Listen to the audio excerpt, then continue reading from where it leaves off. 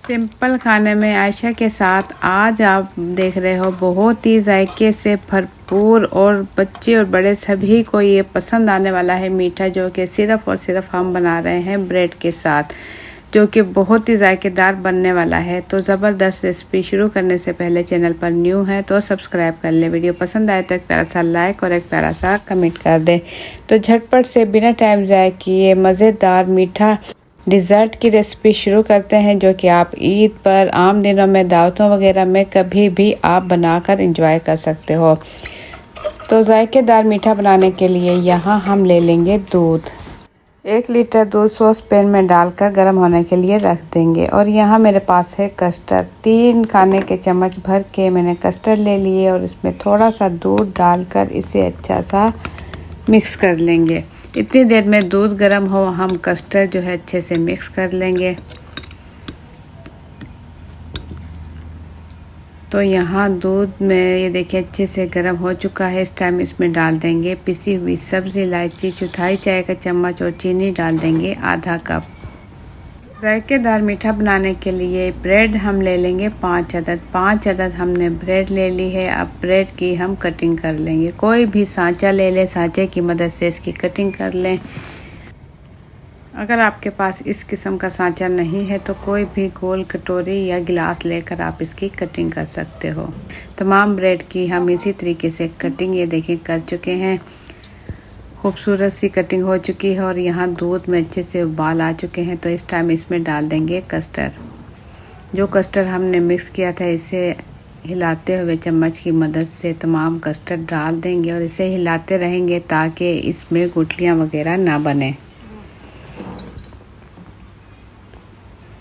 5 से 6 मिनट इसे अच्छा सा पका लेंगे और इसके बाद हम चूल्हा बंद कर देंगे। चूल्हा बंद करने के बाद इसे हम अच्छा सा ठंडा कर लेंगे। बिल्कुल इसे ठंडा कर लेंगे। ठंडा करने के बाद इसे ठंडा होने के लिए हम रख देंगे और इसके बाद हमने जो ब्रेड की कटिंग की थी उस ब्रेड को हम फ्राई करेंगे। फ्राई करने के लिए यहाँ हमने ले लिया है कुकिंग ऑयल।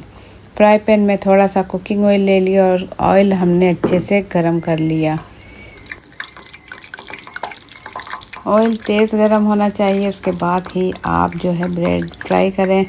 जितनी ब्रेड आएगी फ्राई पैन में डालकर मैं एक साइड से गोल्डन होने तक पकाऊंगी और दोनों साइड से मैं इसका प्यारा सा कलर आने तक पका लूँगी। देखिए साइड इसकी चेंज कर देंगे। जैसे ही एक साइड पर कलर आए, प्यारा सा कलर आए, उस टाइम तक हम इसे पकाएंगे। दोनों साइड पर कलर आने के बाद इसे छलनी की मदद से निकाल लेंगे ताकि इसका एक्स्ट्रा ऑयल निकल जाए। बाकी की ब्रेड भी हम इसी तरीके से फ्राई कर लेंगे। बहुत ही कम टाइम में 2 से 3 मिनट ही लगेंगे, ब्रेड फ्राई हो जाएगी। क्योंकि ऑयल अच्छे से गर्म होगा तो ब्रेड अच्छे से फ्राई होगी और ये ऑयली नहीं बनेगी। तेज़ आंच पर अगर आपने इसे पकाया तो ब्रेड ऑयली नहीं बनेगी। हल्की आंच पर आपने पकाया, ऑयल अच्छे से गर्म ना हुआ तो ब्रेड ऑयली बनेगी। आप तेज़ आंच पर पकाएं, एकदम से गोल्डन होगी और इसे निकाल लें। तमाम ब्रेड जो है देखें मैं जो है फ्राई कर चुकी हूँ। प्यारा सा खूबसूरत सा कलर आ चुका है। एंड की रह गई थी, चूल्हा बंद कर दूँगी और इसे भी मैं निकाल लूँगी। छलनी में निकाल लूँगी ताकि इसका तमाम ऑयल अच्छे से निकल जाए।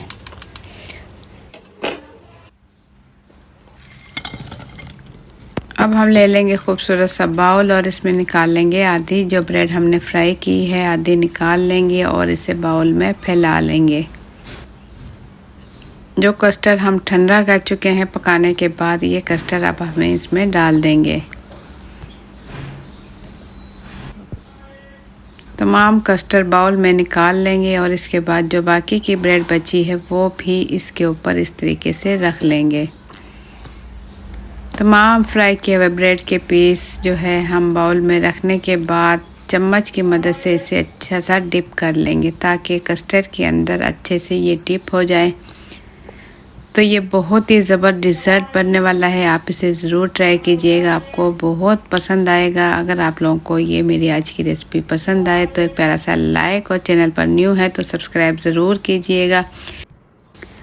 तमाम ब्रेड अच्छे से डिप करने के बाद हमारे पास है बिस्किट। कोई भी बिस्किट आप ले लें और 3 अदद यहाँ मैंने बिस्किट लिए। हाथों की मदद से ही देखिए हम उसका चूरा बनाएंगे और आधे बाउल में इसे हम फैला देंगे। और यहाँ मैंने पिस्ता, बादाम और अखरोट थे मेरे पास बारीक, ये हैं, इसकी मैं कटिंग कर चुकी हूँ। इसे भी हम आधे बाउल में फैला देंगे। आप अपनी मर्ज़ी के मुताबिक इसे डेकोरेट कर सकते हो। इस तरीके से डेकोरेट करें, बहुत ही खूबसूरत लगेगा माशाल्लाह। बहुत ही मज़ेदार और जायके से भरपूर मीठा हमारा बिल्कुल रेडी हो चुका है। अब हम इसे अच्छा सा ठंडा कर लेंगे। फ्रिज में तकरीबन 2 घंटे के लिए ठंडा होने के लिए इसे छोड़ देंगे। जब ये अच्छा सा ठंडा हो जाए इसके बाद आप निकाल कर बच्चे और बड़े सभी इसे शौक़ से खाएंगे, एंजॉय करें। देखिए मैं निकाल कर भी आपको दिखाऊं। तो आप लोगों को मेरी आज की ये रेसिपी कैसी लगी अपना फीडबैक कमेंट्स के ज़रिए ज़रूर दें और कमेंट्स में ज़रूर बताइएगा आप मेरी वीडियो किस मुल्क या किस शहर से देख रहे हो। ये जानकर मुझे दिली खुशी होगी। अपना बहुत सा ख्याल रखें, दुआ में याद रखें। मुझे दें इजाज़त, इंशाल्लाह फिर मिलेंगे एक अच्छी सी रेसिपी के साथ। अल्लाह हाफिज़।